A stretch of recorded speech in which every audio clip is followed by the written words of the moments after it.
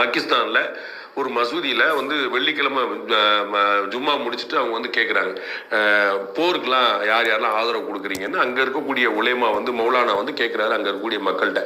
யாருமே ஆதரவு கொடுக்கலன்னு சொல்றாங்க. அப்ப அந்த மௌலானா பேசுறாரு, நம்ம செய்தியாவே போட்டுக்கோங்க தகவலுக்கு. அந்த மௌலானா சொல்றாரு, வலிந்து எங்கள் மீது போரைத்து நிற்கிறது பாகிஸ்தான், இந்தியா இல்ல, பாகிஸ்தான்.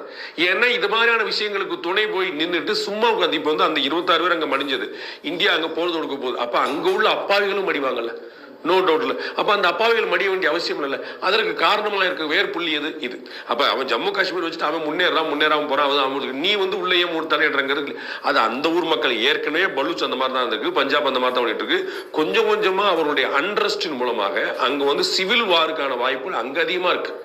அப்ப உள்நாட்டுக்குள்ள வெடிக்கிறதுக்கான வாய்ப்பு அங்க அதிகமா. ஏன்னா மக்களுடைய ஒத்துழைப்பு ராணுவத்துக்கு கிடையாது. இன்னும் இதுக்கு முன்னாடி ரெண்டு மூணு நாள் முன்னாடி வீடியோ பார்த்தேன். ராணுவ வீரர்கள் வரும்போது பொதுமக்கள் சண்டை போடுறாங்க.